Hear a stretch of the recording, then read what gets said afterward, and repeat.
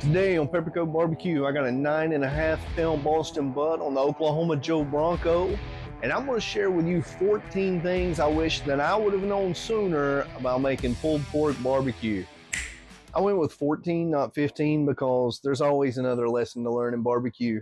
But I'm going to share these things with you today, and number 14 is one that I didn't see anywhere when I was first starting out trying to learn how to make barbecue. And it may be the one that makes the biggest difference in the quality of Q that you're serving your guest. Now, I want to go ahead and put a disclaimer on this video. I'm not telling you that these are the things you have to do to make good barbecue. I'm telling you these are the things that I do to make good barbecue.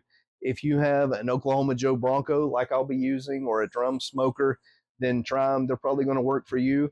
But a lot of this is going to be based on your personal preference of taste and the smoker that you have. Number one, fat cap up or down. Does it even matter?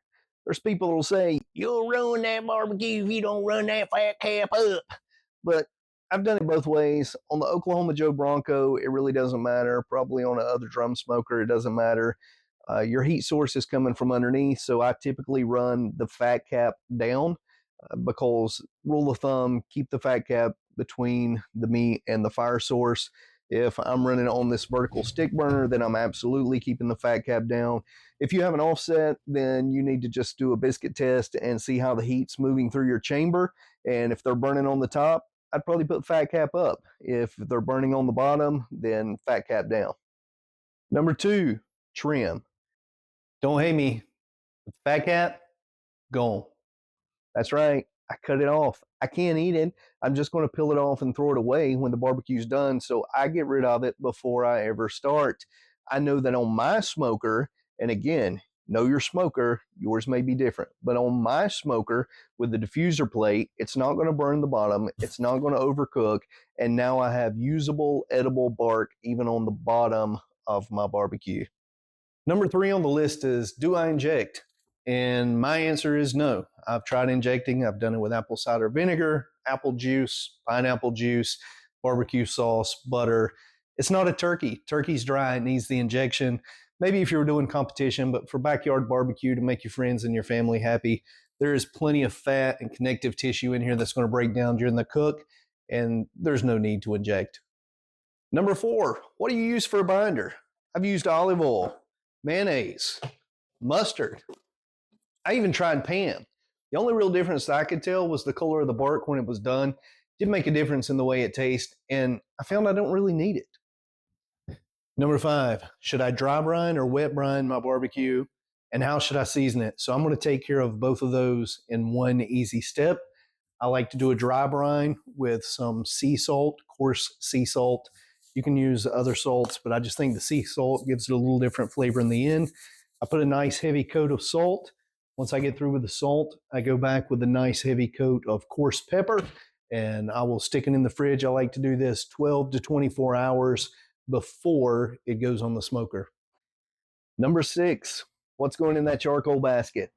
Again, it depends on your smoker. If you're going to be burning splits, if you're going to burn charcoal or lump charcoal.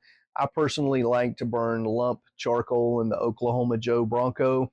But if you have a new bag, like this new bag of B&B that I have, you have a lot of larger pieces. So typically I will blend in about half and half lump with the oak briquettes from B&B, and that really regulates my temperature, keeps the fire running smooth.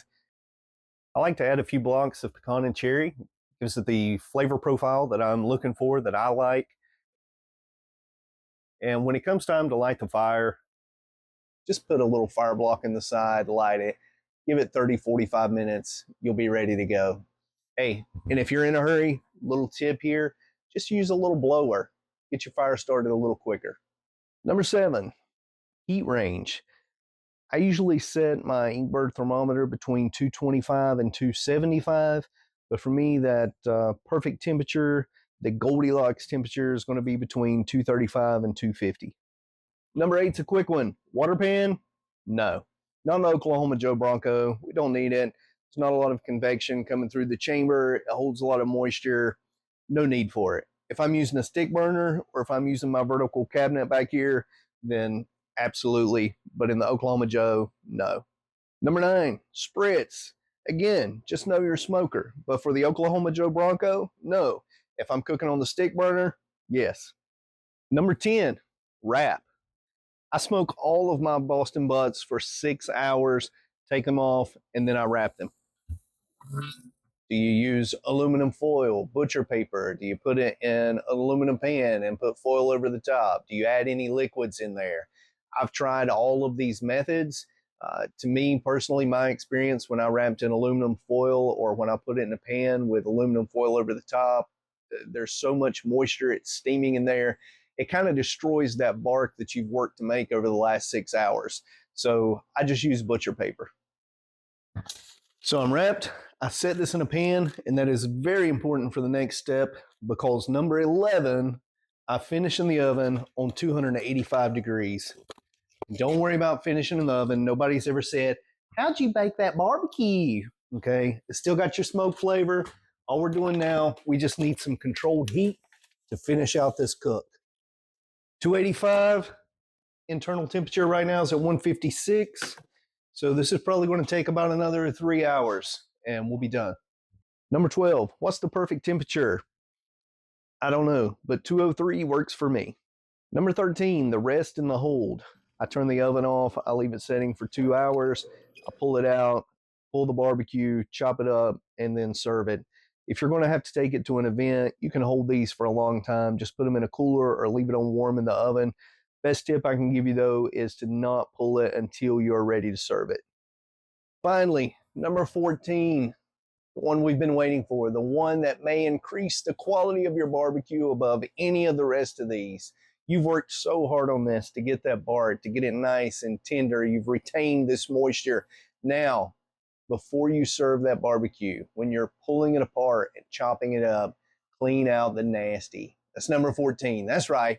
Clean out the nasty. There's going to be a lot of things in there, a lot of fat, a lot of connective tissue, maybe some cartilage, things that didn't render that you're not going to want to put them in your mouth, so you don't want your guests putting them in their mouth.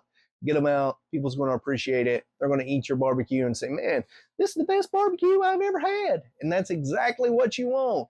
You don't want people holding something up and saying, hey, what's this mystery meat in my barbecue? So clean out the nasty and it'll increase the quality of your barbecue. Listen, today, I hope that you've enjoyed this. I hope you've learned something from it. I hope it's helped you a little bit. If nothing else, you've laughed at me and the stupid things I did when I started. Hey, if you like it, give it a thumbs up, subscribe to the channel. It's free, doesn't cost you anything. I'm trying to post videos every week, and I'll see you next time on Peppercoat Barbecue.